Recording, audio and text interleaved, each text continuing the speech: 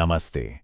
आज हम बात करने वाले हैं भारतीय परिवार के बारे में, उसके दिल के बारे में। देखिए, एक बहुत बड़ा बदलाव हो रहा है।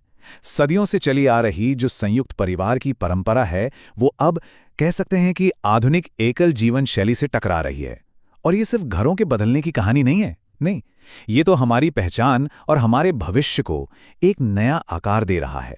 जरा सोचिए, एक तरफ तो वो घर है जो दादा दादी, चाचा चाची और बच्चों की खिलखिलाहट से गूंजता रहता है ना, जहां सब कुछ साझा होता है, खुशियां भी और जिम्मेदारियां भी।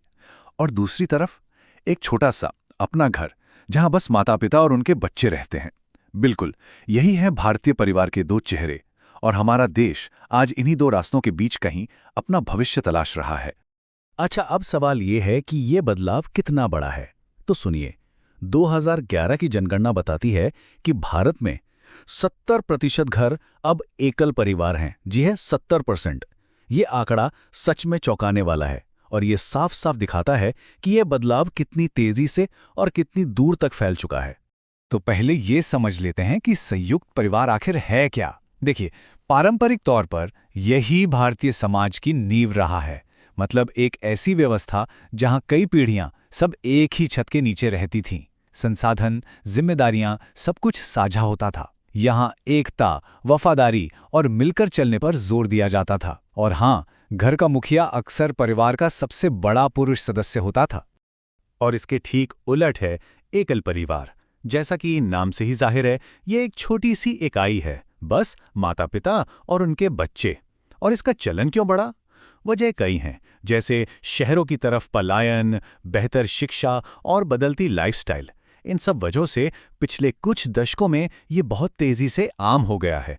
यहाँ फोकस पर्सनल फ्रीडम और प्राइवेसी पर ज्यादा होता है। तो चलिए, आज की इस चर्चा में हम 5 अहम पहलुओं पर गौर करेंगे। पहला, परिवार का बदलता स्वरूप। दूसरा, महिलाओं की आज़ादी पर इसका क्या असर पड़ रहा है। तीसरा, बच्चों के विकास पर इसका प्रभाव। चौथा, बुजुर्गों की देखभाल की चुनौती। और आखिर में, भविष्य में हमारे परिवार कैसे होंगे। तो शुरुआत करते हैं पहले पॉइंट से। देखिए, ये जो बदलाव है ना, ये अचानक नहीं आया। इसके पीछे औद्योगिकरण, शहरीकरण, बेहतर शिक्षा और यहां तक कि पश्चिमीकरण जैसी बड़ी बड़ी ताकतें हैं। सीधी सी बात है, जब युवा अच्छी नौकरी और पढ़ाई के लिए शहरों का रुख कर रहे हैं, तो जाहिर है कि संयुक्त परिवार का पारंपरिक ढांचा भी बदलेगा ही। अब आते हैं एक बहुत ही जरूरी सवाल पर। इन बदलते परिवारों का महिलाओं की जिंदगी पर क्या असर हो रहा है? ये मामला थोड़ा पेचीदा है। इसके फायदे भी हैं और नुकसान भी। सच कहें तो ये एक दो-धारी तलवार की तरह है। एक हालिया स्टडी बड़ी दिलचस्प बात बताती है। इसमें पाया गया कि 75% युवा महिलाएं, जिनकी उम्र 21 से 45 साल के बीच है, वे आज़ादी और नौकरी के लिए एकल परिवारों को ज्यादा पसंद करती हैं। यह उनकी बदलती सोच और आकांक्षाओं का एक बहुत साफ इशारा है। तो चलिए, दोनों की तुलना करके देखते हैं। आईएसबी इनसाइट की एक रिसर्च बताती है कि एकल परिवारों में महिलाओं को फैसले लेने की ज्यादा ताकत और आज़ादी मिलती है। वो घर से बाहर आने जाने के लिए ज्यादा स्वतंत्र होती हैं। वहीं दूसरी ओर संयुक्त परिवारों में कई बार रोजमर्रा के कामों के लिए भी इजाजत लेनी पड़ती है और परिवार के सामूहिक मेलजोल को बनाए रखने के चक्कर में उनकी अपनी आज़ादी कहीं ना कहीं सीमित हो जाती है। लेकिन इस आज़ादी की एक कीमत भी है, और वो है दोहरी जिम्मेदारी। मतलब एकल परिवारों में महिलाओं को अक्सर अपना प्रोफेशनल काम और घर परिवार की पूरी देखभाल दोनों को एक साथ संभालना पड़ता है। इसे हम सेकंड शिफ्ट का प्रेशर भी कह सकते हैं। अच्छा, महिलाओं की बात तो हो गई। अब आते हैं बच्चों पर। सवाल यह है कि ये जो अलग अलग तरह के परिवार हैं, वो बच्चों की परवरिश और उनके विकास पर कैसे असर डालते हैं। ये भी एक बहुत अहम मुद्दा है। ये जो आंकड़े आप देख रहे हैं, ये JTIR की एक स्टडी से हैं और ये काफी कुछ कहते हैं। देखिए, सामाजिक, दिमागी और भाषा के विकास में संयुक्त परिवारों के बच्चों ने औसतन बेहतर स्कोर किया है। जैसे कि सामाजिक विकास में स्कोर देखिए, जॉइंट फैमिली में 13.35 है, जबकि न्यूक्लियर में 9.49। फर्क साफ है। तो ऐसा क्यों है? वजह सीधी सी है। संयुक्त परिवारों में बच्चे अकेले नहीं होते। वे दादा दादी, चाचा चाची, भाई बहनों, इन सब के बीच पलते बढ़ते हैं। इस माहौल में उन्हें बहुत सारे रोल मॉडल मिलते हैं और यही चीज़ उन्हें मजबूत सोशल स्किल्स बनाने और एक बड़ा इमोशनल सपोर्ट सिस्टम पाने में मदद करती है। चलिए, अब बात करते हैं एक और बहुत ही संवेदनशील मुद्दे की, और वो है हमारे बुजुर्गों की देखभाल। जैसे जैसे परिवार छोटे हो रहे हैं, ये एक बड़ी सामाजिक चिंता का विषय बनता जा रहा है।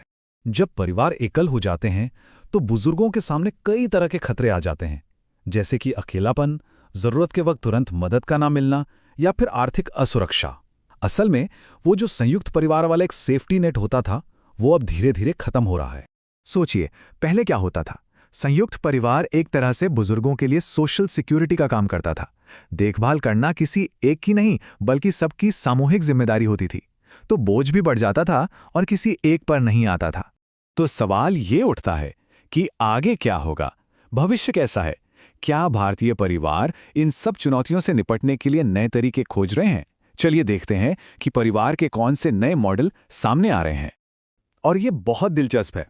अब हम एक नया ट्रेंड देख रहे हैं, जिसे हाइब्रिड मॉडल कह सकते हैं। इसमें होता क्या है कि परिवार रहते तो अलग अलग घरों में हैं, मतलब न्यूक्लियर यूनिट्स में, जिससे उन्हें अपनी आज़ादी मिलती है, लेकिन टेक्नोलॉजी और लगातार मिलने जुलने से वो अपने पूरे परिवार से मजबूती से जुड़े भी रहते हैं। एक तरह से दोनों दुनिया के फायदे उठाने की कोशिश। तो आखिर में बात इस पर नहीं आती कि कौन सा परिवार बेहतर है, संयुक्त या एकल। नहीं, असल बात यह है कि दोनों ही मॉडल आज की बदलती दुनिया और अलग-अलग हालात की जरूरत के हिसाब से बने हैं। हर सिस्टम के अपने फायदे हैं तो अपनी चुनौतियां भी हैं। और यहीं पे हम एक बड़े सवाल पे आकर रुकते हैं कि जैसे जैसे भारत और आधुनिक हो रहा है, हमारे परिवार अपनी व्यक्तिगत इच्छाओं और सामूहिक जिम्मेदारियों के बीच एक सही संतुलन कैसे बनाएंगे? इसी सवाल का जवाब भारतीय परिवार का भविष्य तय करेगा। सोचने वाली बात है ना? हमारे साथ जुड़ने के लिए शुक्रिया।